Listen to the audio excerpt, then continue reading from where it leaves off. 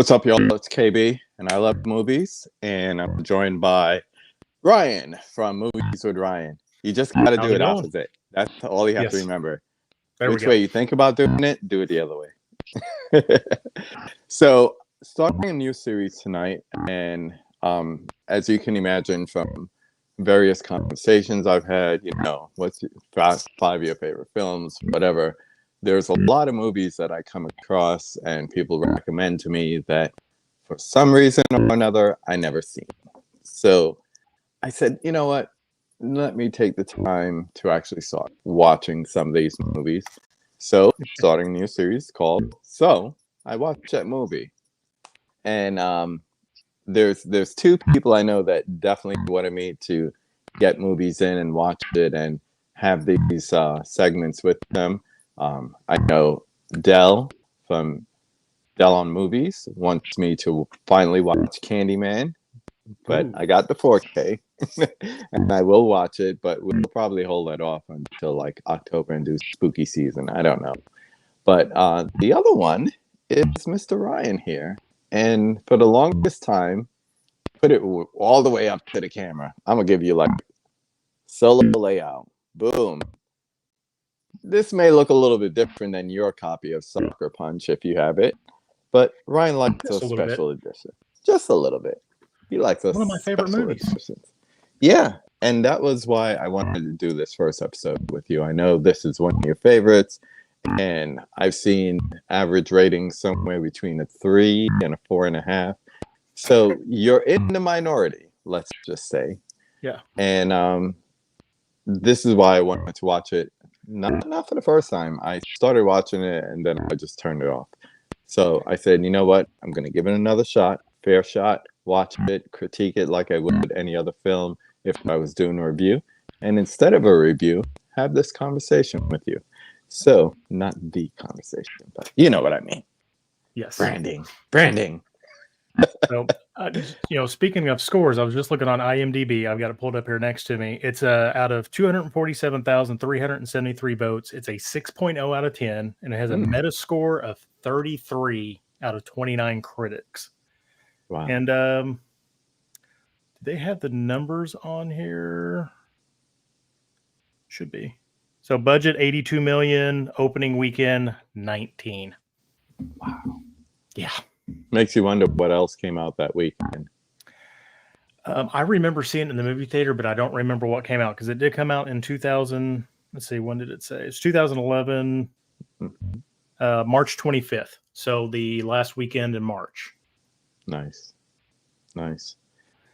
Before we get started, the way we're going to do this is just off the top, just to let you know, this is a spoiler-ridden edition. So if you have not seen the film, want to thank you for stopping in. You might want to hit that like button on your way out. But in order not to spoil the movie, yeah, I would say you probably want to dip out from watching this. A lot of other great live streams going on. So thank you, those of you who are here.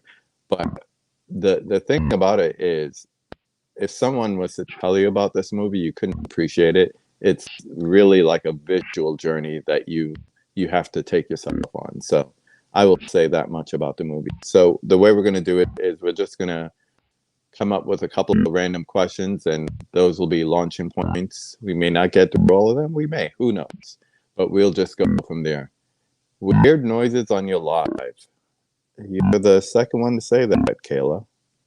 Huh. So they must be hearing the same noise that I'm hearing. Could be. I'm wondering if it's your mic cycling. Huh. Well, we changed headphones, so I don't know what it could be. But maybe it's too hot. Coming in hot. Now I don't hear it anymore. So did you just do something? I didn't do anything yet. I just went to my settings. Let's see. Mic. Internal, default, built-in. All right. Let's see how long it will stay without noises. While we're doing that, let's say hello to... It just started right when you started talking. Man. What is the deal? I came in here. What if I take off this new reduced mic background noise? We'll do the opposite. Let's see who's in the chat joining us. We got Adrian James. We got Sean C. What's up, bitch? We got Brother Dell, just mentioned you. Yeah. We got popcorn. I got water ready because I don't know. I feel like I'm fighting a cold, but we'll see what happens. We got Corey in the house. We got Gunchi in the house. Benicio, what's up, brother? We got Kayla in the house. We got Caveman in the house. Hey there, everyone. Hope everyone is well. Here to support my neighbor, Ryan. Aw, indies stick together. Not so close. Yeah, a couple hours. But yes, smack that like button for these two cool cats. Thank you, sir. Appreciate you. People saying hi to each other. We got Magic Hands joining us. Of course, we have Miss Caveman. Thank you as well. We got Mama Blu-ray hanging out with us. Good evening, Bonnie. We have Lance Jackson. Chronicles of Narnia. I was watching that recently. School of Rock, always fun. Did you see that Italian School of Rock steelbook that they announced this past week? Yeah, cool cover. Cool cover.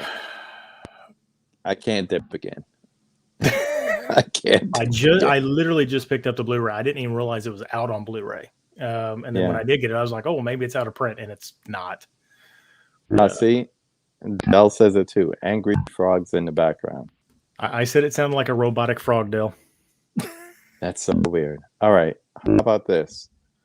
Don't get scared. I'm going to leave my own live stream. All right. So how's everybody doing tonight? Good time for me to plug. Next Sunday at 8 p.m. Eastern, my channel, 500 subscriber giveaway. I'm giving away, actually, I can show you what I'm giving away. Let me get all this stuff out of the way. Ooh, don't look at that stuff. I'm giving away Arrow Mallrats Blu-ray copy, the FYE exclusive Batman 1989 Steelbook, and from A24, the Lighthouse 4K Collector's Edition. So, how do you enter? Go check out my video. You can comment on that video, or you can find my post from Saturday, this past Saturday, where I announced the live stream. Comment on there. Let me know what you want to be entered in. You can enter into all three. And then join me next Sunday, again, 8 p.m. Eastern, my channel, for the giveaways and the live stream. There'll be free codes also given out, and hopefully some guests show up. But you guys weren't supposed to see all this nice stuff. This is for videos. Yes. Also, August is going to be a great month. Just a heads up. So who out there likes Sucker Punch? Since he's fixing his issue. Zack Snyder, probably one of my favorite films from him. Easily in the top 3. I don't like what he did with the DC, but Sucker Punch is good. Let's see. Could it be the headphone microphone competing with your stationary microphone? I was plugging my Sunday live stream. Sorry.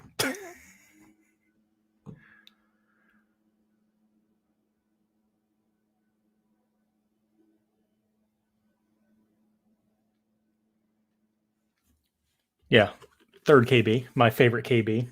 Well, my second favorite KB, I should say. KB is my favorite KB, but you're my favorite kid of his. The last movie he did before he did Man of Steel and jumped into the DC Snyderverse thing. So 2011. Very good movie. Very stylistic, very much like 300 and The Watchmen and all the other good stuff. And I can't hear you, KB.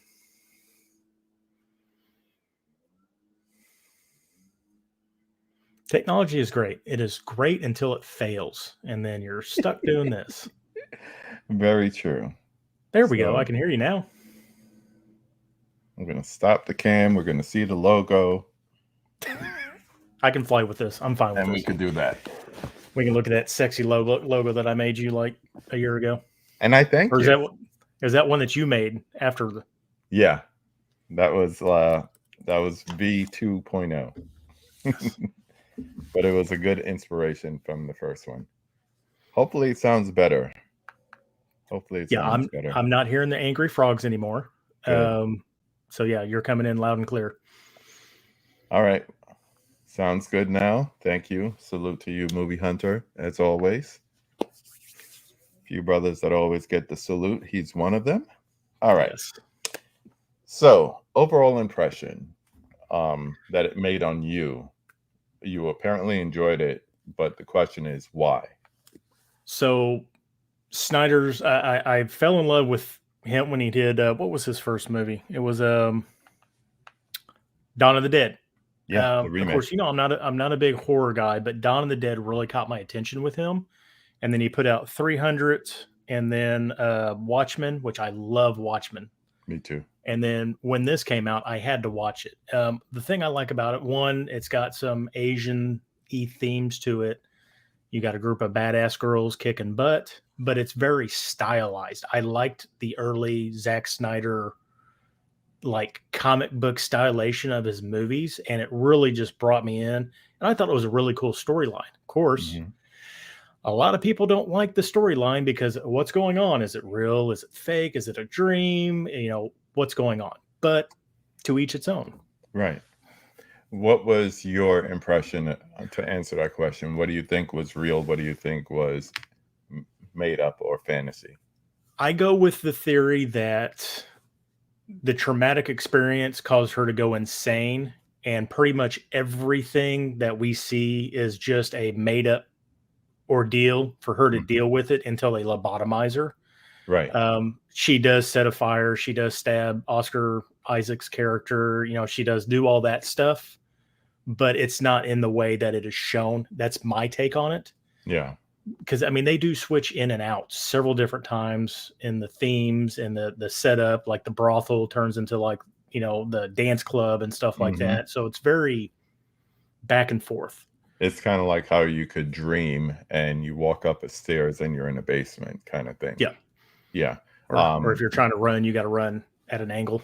I think the third scene where you see her in the asylum is kind of like that's telling you that everything that preceded that was within her head.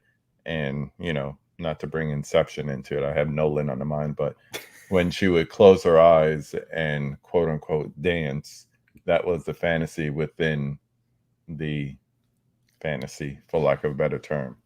Right. And you never see her dance.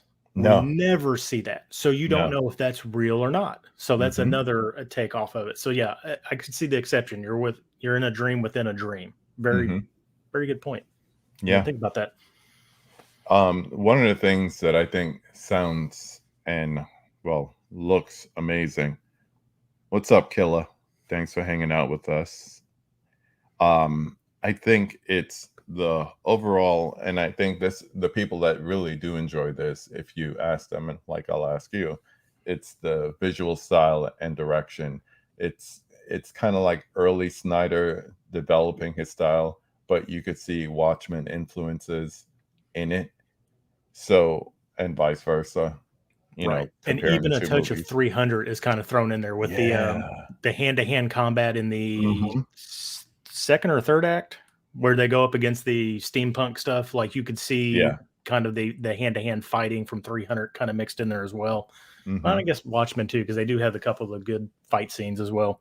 Yeah, and just the overall visual style of it, where certain things are like kind of like ultra zoomed in, so you could see like the slow-mo action of it. Very like just high fantasy style, but also modernizing it so that it's like it's Snyder's style of his own. I really like that. But and the soundtrack, he picked a really, really good soundtrack to back everything up to. It's just tremendous. You posting the IG story with York's song that pretty much is the song of the movie for me. Yes. But just all the different covers that are on the soundtrack of different songs, opening up with Sweet Dreams and just going on Where Is My Mind, I love the Pixies. Are also all sung by Emily Browning, which plays Baby Doll. She sings. She does all of them? I thought she just did the first track. She does 4 or 5 of them. Okay. Let me see. Yeah. So Where's My Mind? Asleep, Sweet Dreams, And okay, so 4. She does 4 of them, and then you got the Army of Me remix Yeah, from Bjork, which that's like one of my favorite Bjork songs ever. me too. I'm, Makes me think of The I Matrix got when I hear prepared. that song for some reason. But Yeah, do you yeah, I can think see that. that a lot of people feel like it was excessive? Do you think it enhances storytelling, being that we'll just go with this concept of a dream within a dream? Do you think it enhanced it enough, the storytelling, or was it excessive at time, even though you did like it?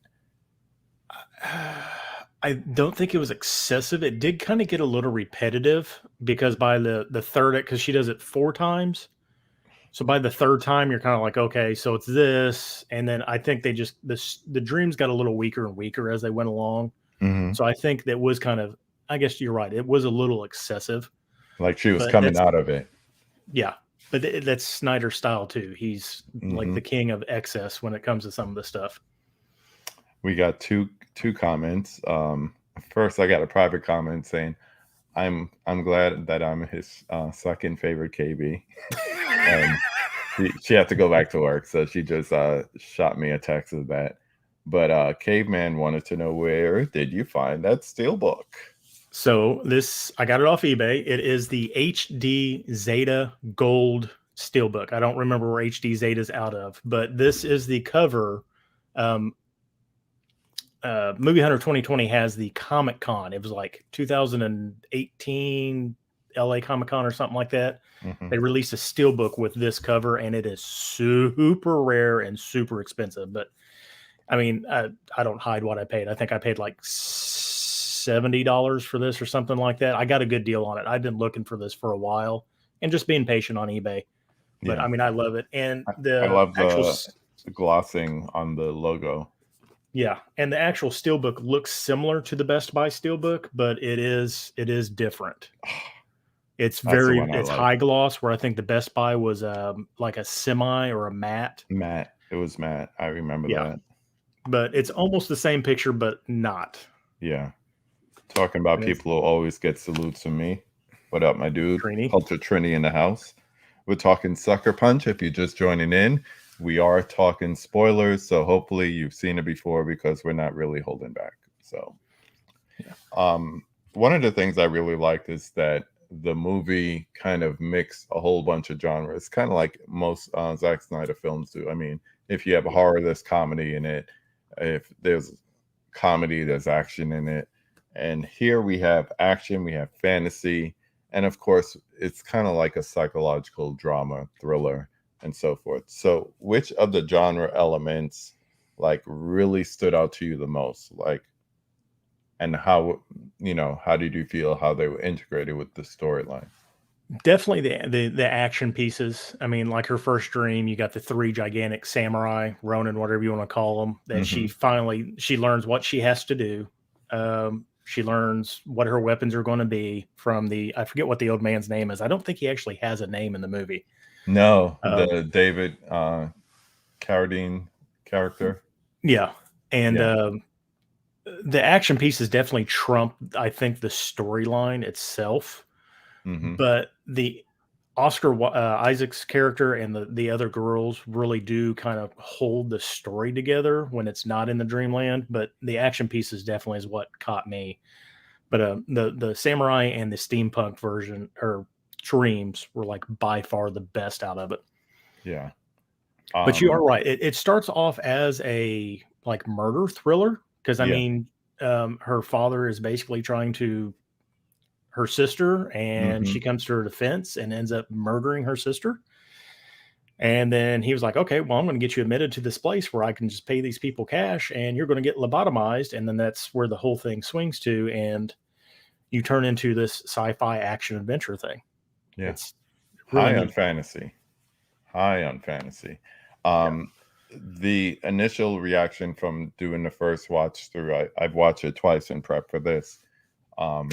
And I still didn't watch the extended edition. I got to watch that one. You said there was like a musical scene at the So, yeah. beginning? So, I think it's right after she gets there. They do it's in the deleted scenes. Uh-huh. So the extended version just throws that in there. And then at the end, um, Baby Girl and Rocket have a little like 2-minute conversation that's thrown in. It's only 17 minutes, but there's like a full on 15-minute brothel song and dance with Oscar Wilde or Oscar Isaac and Yeah. the mistress, the head nurse, whatever her name was. Yeah. And all the girls dance and all this stuff. And it's crazy. Cause I watched it. I had never seen the extended version. And I started watching this and it happened. I'm like, I don't remember this. So I went back and looked, and sure enough, it was included in the original deleted scenes. Yeah. Dell has a comment here. Not a fan, but the visuals are fantastic. That you cannot deny. And after the second time when I was watching it earlier, I said, this is like the first time I went to see Avatar. It's like you get to the point where I don't care what's happening while Sully is awake. I just want him back with the blue people, because you're just waiting for the action to resume. So the unobtainium and the storyline was just like colonialism at its worst, and I could care less about it. I just wanted to see the blue people because that's where the visual effects were. So it's kind of like that for me as well. Yeah, use the term neighbor loosely, 2 hours away, but with time change only takes them an hour to get there. That's a good way of looking at it. Yeah. Yeah, you got more than an hour or two to reach where I am. So but with all that, the thing is that, 33 or 6, whatever the rating, whoever's given it, it's been praised for just that, for being imaginative, for being original, having these like surreal sequences. Which one out of all of them, like the dreams, action sequences, whatever you want to call them, which one was your favorite, and which one resonated with you the best? I mean, obviously, I'm a big Asian fan, so the samurai one the first really, one. really resonated with me because one, she gets her piece, her gun, her 1911, and she gets her samurai sword. She is completely nervous and not prepared for it, and after she kills the first one, like she gets what she needs to do, and she kind of like develops a superpower. By the time she gets to the third one, she does like the superhero landing thing. Yeah, the one hand. Natasha Romanoff. Yes. But I mean, just the first one was the katana guy. The second one was the spear guy with the long nose. And then the third one is the guy with the Gatling gun. And that just blew me away whenever like the door kicked open and he just comes up with it. I'm like, oh God, she's toast. Yeah. And it was just so awesome. But then that one's my first one. Then I love the steampunk one. And then the train when they're trying to find the bomb and you guys almost go into the iRobot like mech thing. It's probably my third, but my least favorite is when they go against like the Lord of the Rings orcs and trying to get the dragon egg. Like that's when it starts kind of falling apart for me. Yeah. But I still love it. Too much.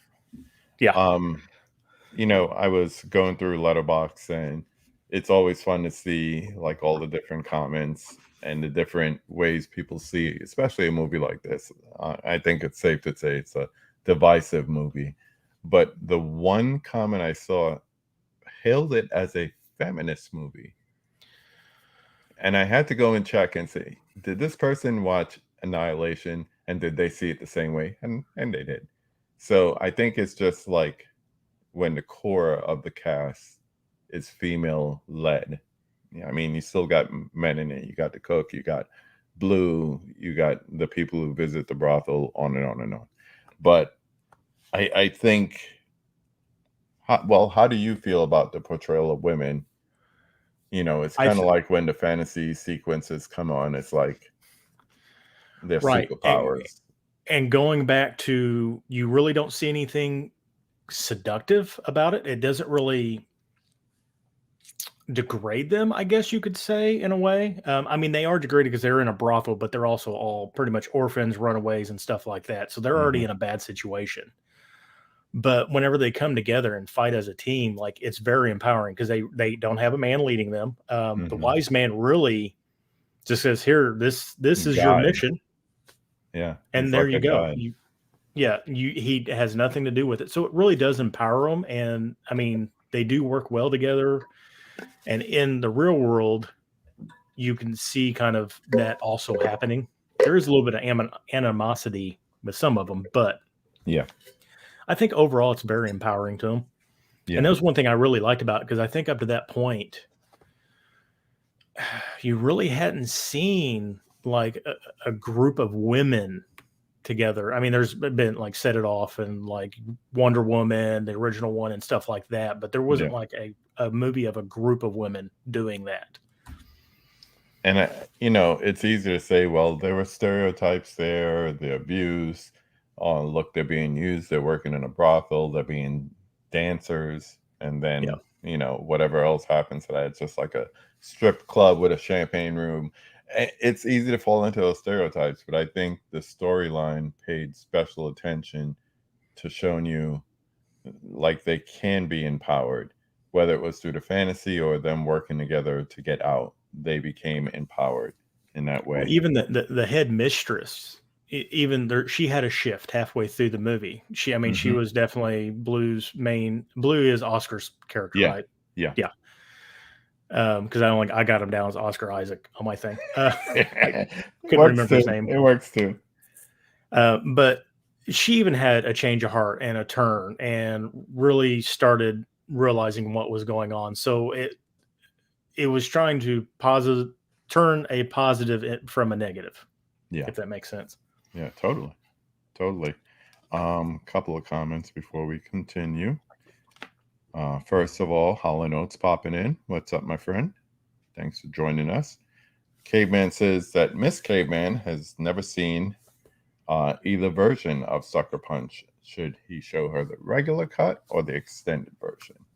Honestly, the regular, I would just go with the regular. The extended really doesn't add anything. The song It's and dance is just cool, extra. but yeah, it's something you can watch on deleted. I mean, it really doesn't add anything to it. And the conversation towards the end, it really doesn't make a difference. Like Yeah. it doesn't change the story any way whatsoever. It's just a couple extra words of dialogue of just reinforcement of saying, Rocket, you need to. I think it is Rocket.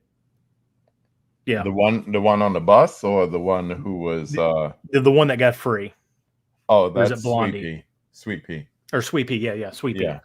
Rocket gets killed. That's right. Yeah. Yeah, That's why when you Sweet said Rocket, I was between. like, she comes back from the dead.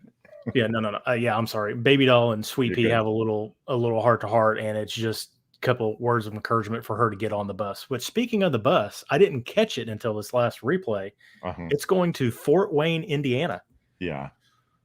I Yeah. was like, man, that's like the opposite end of my state. That's crazy. I'd never noticed that before. So it makes me wonder where the story actually took place, because Hmm. the wise man, when he was driving the bus, said it's only a couple hours away. So I wonder I feel like maybe it was in maybe Detroit or something. I don't Yeah. know. You start to think of like how many cities are like 3 hours away, Yeah. like major metropolitan areas that they could get away with something like that. But yeah, it was good. I like that the guide showed up even at the end as the bus Yeah. driver. That was cool too. And that definitely was makes cool. me wonder how he obviously he was real because he was on the bus, but how Mhm. did he get intertwined into Baby Doll's sequences when she danced? Right. Did she know him from somewhere or something? You know, how was he brought in? That's the only thing I really can't figure out about the movie. And that's where it kind of tripped me up too, because I was like, so now at the very end, you're reintroducing surrealism to make me think, well, maybe it was all real or whatever the case may Right. be, because he didn't show up. Like, even when like they showed her in the asylum again, you saw the cook, you saw the nurse, you saw everyone who was a part of those dream sequences, but you didn't see the guide. I'm just Right. calling them that. I don't know what they call them in the credits or whatever. Let's see. David. Do they even have him?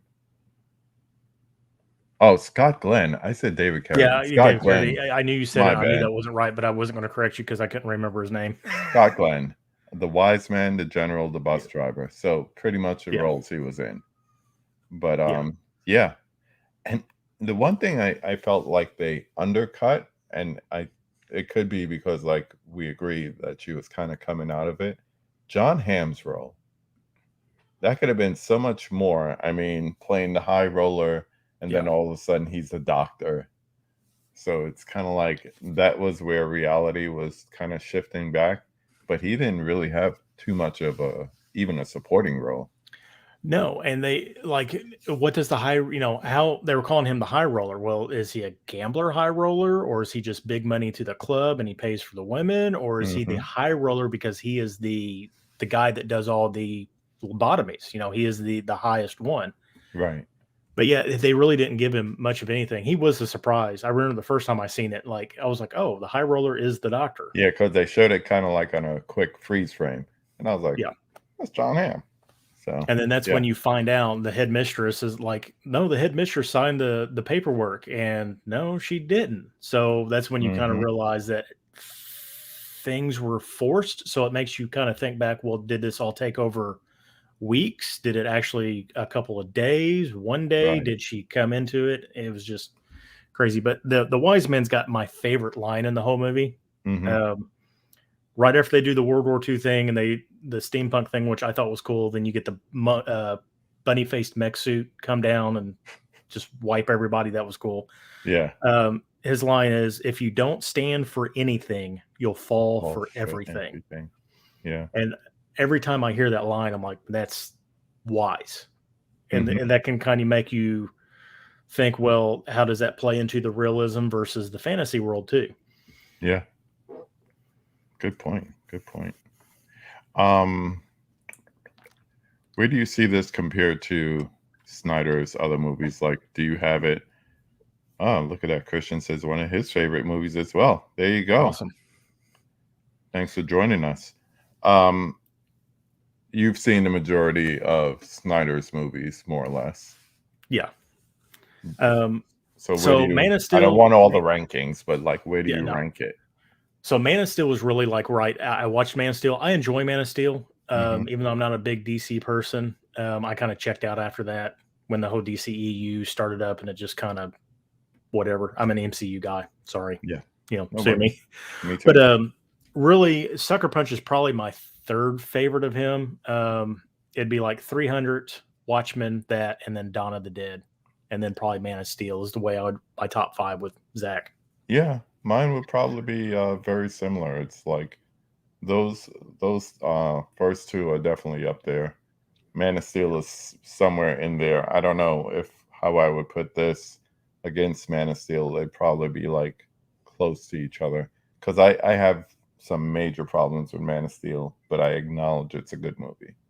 Yeah, and if anybody knows me, they know I do not like Superman. That's like by far my least favorite comic book character ever, just because he's Hmm. too perfect.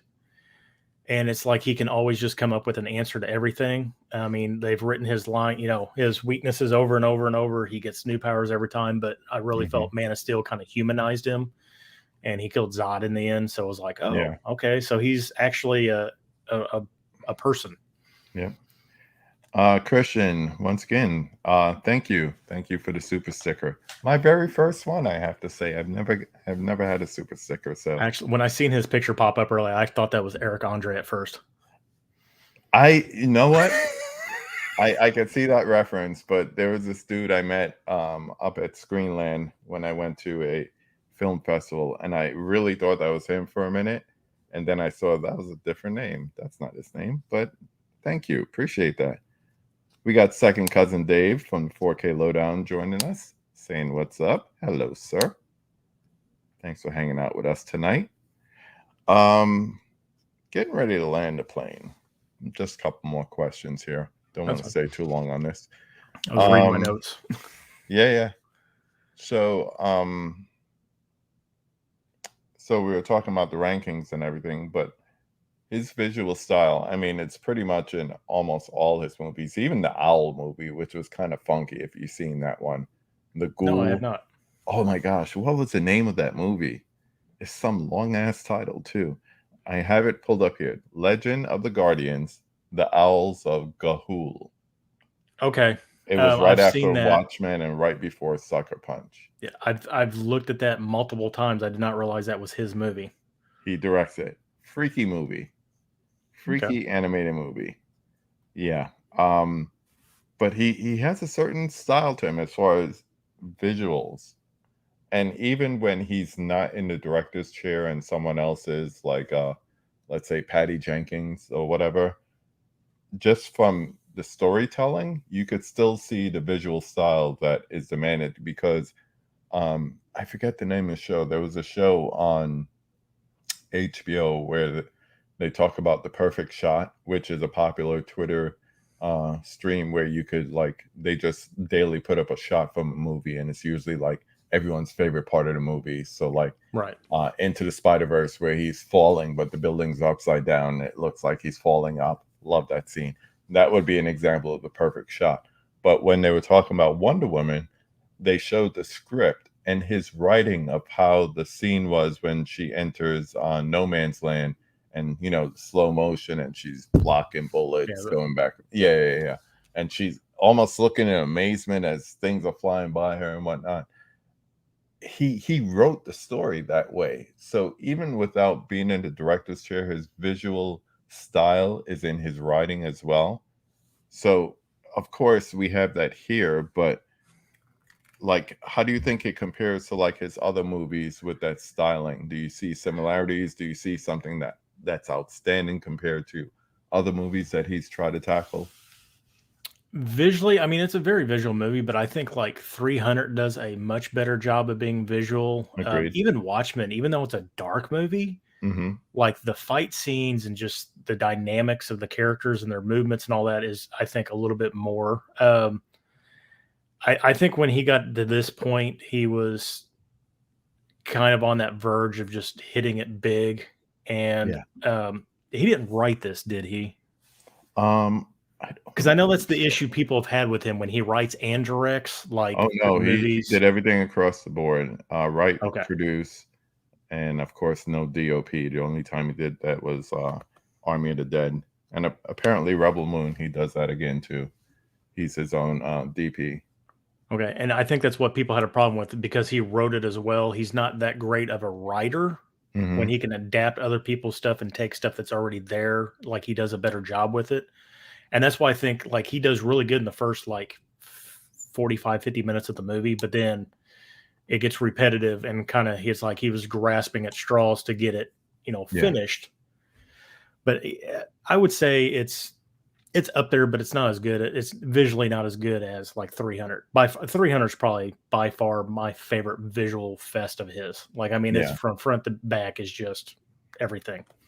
And I think that's almost like the whole point of that movie. It's kind of like, male-driven testosterone. Yeah. And we're just going to give you some kick-ass graphics and visual effects. And it delivers on that for sure. Dave is saying, I got to say, with Sucker Punch is one of the top 5 soundtracks. Yeah, going back to what we were talking about before with the covers and the remix of the Bjork's song. We got Katie popping in saying, hi, Hey, Katie. friends. Hello. Yeah. I just picked up the soundtrack yesterday. I finally found a used import copy on Amazon and picked it up. So I'll be here in like 3 weeks. But that thing's been out of print forever and hard to find. Yeah. Penny Sadal is joining us. What's up, man? No stream tonight, or you got something coming up tomorrow? Let us know. Let us know. The addiction that is Whatnot. It's fun. It's fun. I've watched a few people do it, and it's just I already get into enough trouble as it is with eBay. I'm not getting on Whatnot. I know you can score tremendous deals on there, but that's the issue. Yeah. Okay. Not a popular opinion. I think that Sucker Punch needs a 4K transfer. I could see it. I mean, he still has Warner Brothers there, more or less. I could see them dropping a 4K transfer, and I think it'll look beautiful. Yeah, and if they add like a DTS X or an Atmos soundtrack, because you did have some height movement, like in certain scenes, like the helicopter scene or with the train, and even when she was fight. When she was fighting the first battle with the giants, there was stuff coming from above and just crazy things happening. I definitely agree, Christian. And honestly, I mean, I know it's got CGI in it, of course, but Whenever I watched this, I watched the special features on this copy, and there's a lot of practical stuff that he did in there. Like in the beginning, whenever you look through the keyhole Mm-hmm. and you see her, I didn't realize. I guess Emily Browning has a twin or something like that, or a sister Really? that looks very similar to her. So that he used both of them to get that shot, and it's all practical. It's not CGI. It was Nice. crazy. I was like, that is fantastic. Wow. I didn't know that. Maybe Yeah. I do need a 4K of it. Yeah, no, it needs a 4K. I would snatch it up quickly. Okay, for those of you that are on to Whatnot, Sal is going live at 2:50 Pacific. So that's almost the time which I get off of work, so I'll hop in there. So It's $3.50 $1 Sealy Dealies. Yes, sir. $1 starts on all Seal new releases, and he's also going to have some bonus rounds. I saw a sneak peek of the bonus disc that you could win for a $20 bid or more. 10 seconds. Yes. Should be fun. Yes, and the name that you want to look for on there is Toyologist. That's the dude right there. Dave agrees. Love a 4K with Atmos. Dell agrees. 4K of Sucker Punch would look great. Caveman. Yeah, everybody do your promos. Why not? Bob Steelbook Challenge. Yeah, that's going to be fun tomorrow night. It's kind of like the final round. So see who's the winner of winners. I ran my promo while you were fixing your microphone and all that. I still heard it. That's cool. I know you're probably not going to agree with this, but I trust you to make an accurate assessment. So the final thing that I want to talk about is everyone's big complaint is that it's style over substance. So you may not agree with it, but do you see the point, the assessment, and could you pull out something deeper thematically to like encourage people that it's not? So I'm not going to argue with you about that, because I really do think this movie is more style over substance, and I think that's where it lacks because he did write it, and since he didn't have anything to pull from, it kind of gets lost, and he just didn't do a really good job with it. Like, third and fourth act are kind of sloppy. The whole idea does kind of get a little repetitive. It's still a feast to look at, but really, I mean, if you want to pull something deep out of it, I would say it's taking a very bad situation and trying your damnedest to look for the light and pull something out of it and complete your task to get out of that situation. I mean, that's like the deep thing to pull out of it. She's in a bad situation. She doesn't want to be in an even worse situation, and she doesn't want her friends to be in an even worse situation like they are, and got to get out of it. You got to keep to your bootstraps and steam ahead. Full steam ahead. All right. And this was going to be my first question, but I'll end it with this. What is the meaning behind the title Sucker Punch? I've never heard anybody explain it, because I've a long time ago, after I watched the movie, I guess not a long time ago, it's only been out for 12 years.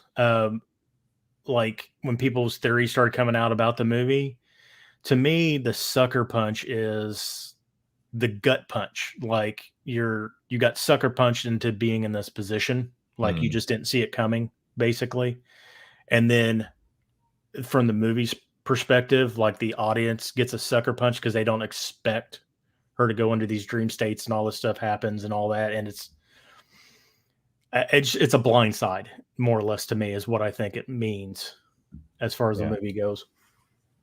It's definitely something that you could pull something out every time. You could pull something different out because, I mean, there's an irony with all the names.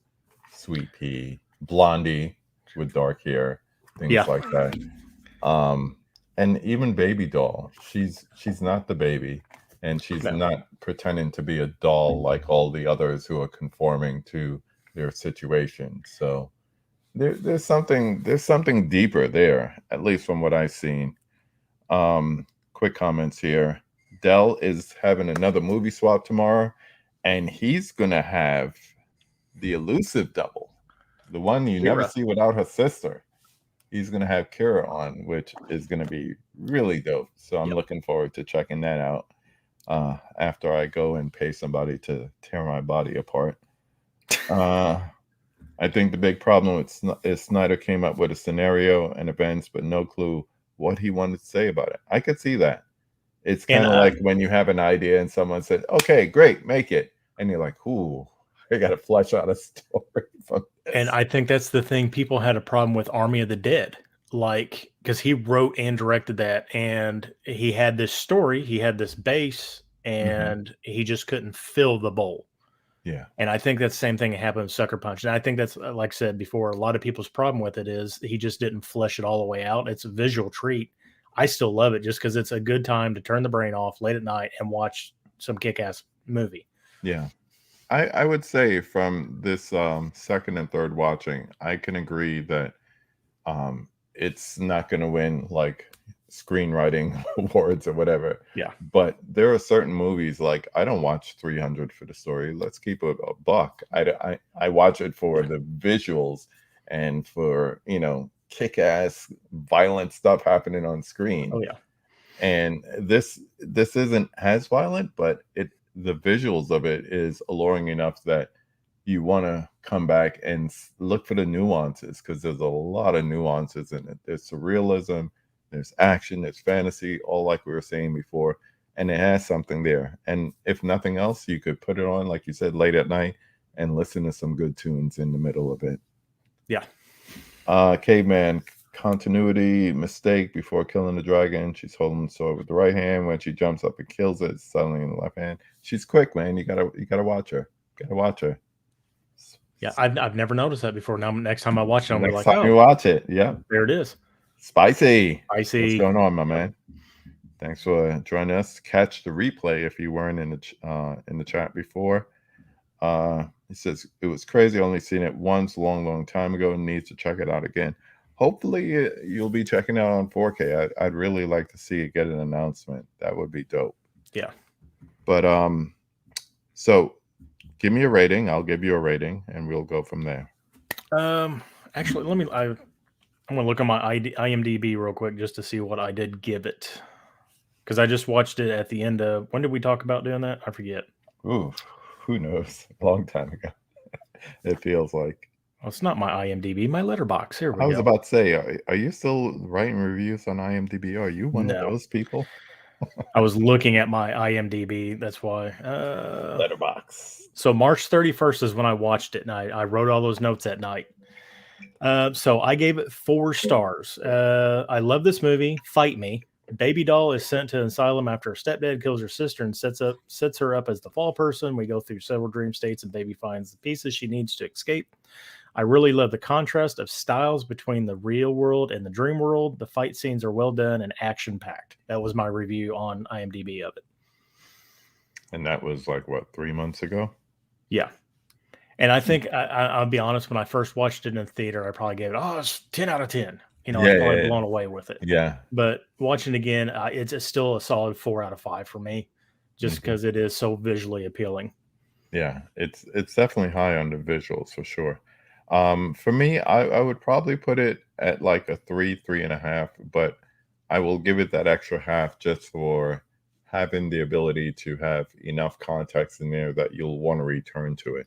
Yeah. So I might hold out for 4K, but I'll definitely be picking it up. I'm also bad at rating movies as well. Yeah, and Caveman just put my favorite line in the movie here. Don't write a check with your mouth. You can't cash with your ass. I love that line. He was giving them a couple of one-liners, though. And I was like, oh, what is he going to say? Oh, work together. Okay, that's simple. But then when he started hitting the classic quotes of the day.com, I was like, yes. Yeah. I like that one. Like, yeah, I mean, he doesn't really he's a part of the story, an important part of the story, but he really doesn't do anything. And those one-liners just kind of, like I said, the one that he says, if you don't stand for anything, you'll fall for everything. Like, that's just a great line that you can take so many different ways, and it is inspiring, I guess, in a way. But yeah, don't ever write a check your ass can't cash. That's right. All right, man. So I did it. I watched that movie. Good. I want to thank everyone for hanging out with us. had a lot of other live streams you could check out, but you're here with us, and I appreciate that. Live streaming. If nobody should be bored on YouTube, No, there's so many good live streams going on. no. And if you are, then you have the opportunity to make your own exciting content. That's the beauty of it. Can I plug my live stream again? Please do. I will give you the full screen on that one.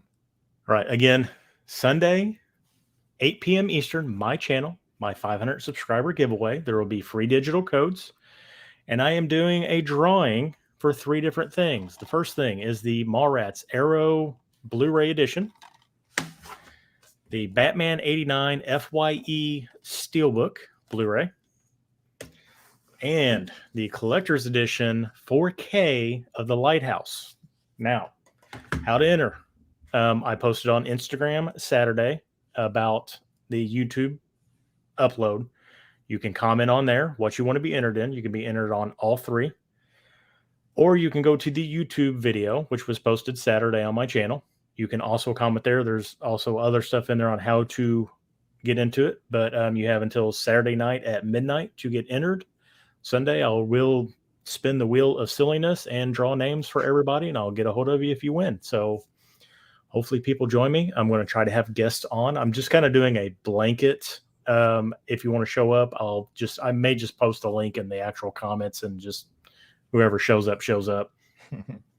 I hate asking people to be on stuff, and I really, it's my 500 subscriber live stream. Come hang out, have fun.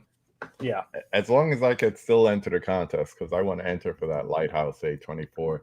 My shelves are tall enough that it could fit here, so I'd like to enter. But let's see.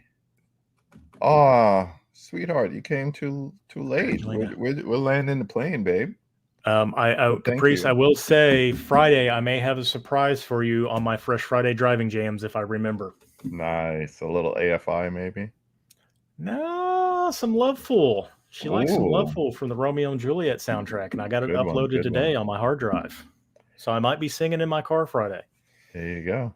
Not that K-Man has some other comments to close out talking about the movie. Reason she doesn't dance because what happens inside her mind when she's dancing is more important than the dance itself.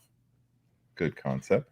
Besides which, the whole movie takes place within her mind before the lobotomy. And most times when you dream, you don't see yourself as others see you. Right. I like that. And nobody really explains what they see when she does dance. They're just like, oh, that was fantastic. Fantastic. It's great. Yeah.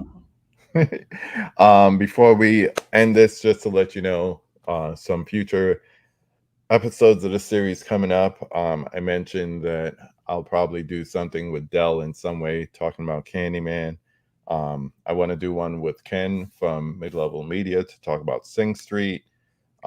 Derek wants to talk Ginger Snaps. That'll be fun. The old Joyride, not the new one, with Pops. Of course, I got to do Dead Sentence with Bob. That's a must. And if he's not available, I know Nadia will jump on. And I don't know if you know her, but Final Girl Courtney, aka what did she call herself? Ryan from The Disconnect is hot sister. Her words. Okay. She got me. The reason I bought that Jennifer's Body when we were in St. Louis was because she told me I needed to own it, then watch it, then have a conversation with her. And Stephanie from Movie Chatter, win-win. I just picked that up today on Whatnot. So I need to pick that up. That's the it's not, is it Giamatti or is it Harrelson that's in that? I always get confused because there's a Harrelson movie that just came out recently called so it's Paul Giamatti. It's yeah. I've been meaning to pick that up because she's recommended that several times. Every time it is Giamatti. Every time she recommends something, I'm like, damn, I still didn't pick up these other 19 things that you recommended to me before. But all her recommendations on point. So that's just a sneak preview of some of the people. Oh, and Fish, Shining Through. And Vin, Afflicted. And Bearded Film Guy, A Guide to Recognizing Your Saints, which I can't find that title anywhere. But if I do, if I could stream it somewhere, whole other bunch of things, Eden Lake Mungo, things like that. So, Oh, AJ reacts bodies, because he ranked that a 5 out of 5, and I was like, "Sir, why?" He's like, "Let me tell you." I was like, "Hold it for a stream. We'll do a stream on this." So Still haven't watched it yet. I I just watched bought it. like 34 Criterion, so I am just packed myself into another hole of movies I need to watch. So Yeah, the I first went time nuts this Nathan month. stayed over, Nathan Jones, first time he stayed over, we watched that terrible Ant-Man movie, Quantumania, and then we watched Bodies. So You've seen Ronin, haven't you? With the De John Niro Reno one? and De Niro, yeah. Yeah. He hasn't seen that. You need to get him on that. Who hasn't Like seen that? Nathan. Nathan? I think he bought it the other day, the Well, 4K when it good. dropped. Yeah, because So when he did his heist video thing last week, I commented, I was like, "What? No Ronin? It's like one of the best heist movies ever. It's got one of the best car chase scenes yep. ever." I Yep. haven't seen it yet. I was like, "What?" Caveman, 2 movies for you. Cadence, yes. Charlie Sheen, VHS days, very popular. Learn That's to just got. step Did that just step get with the announced for a brothers. release? Yeah, yeah. Okay. And Sliding Doors. That sounds familiar. Why He do I just sent know me a that? DVD copy of it. It's got Claire Danes in it, or Gwyneth Paltrow. I don't remember Gwyneth which one it is. Paltrow. I need to Yes, watch it. Yeah. the 2 storylines. Yes, yes. I have seen that as well. Good titles though. Definitely good titles. All right. So this is where we land the plane. Thank you again for joining us. Thank you, Ryan, for your time and the recommendation.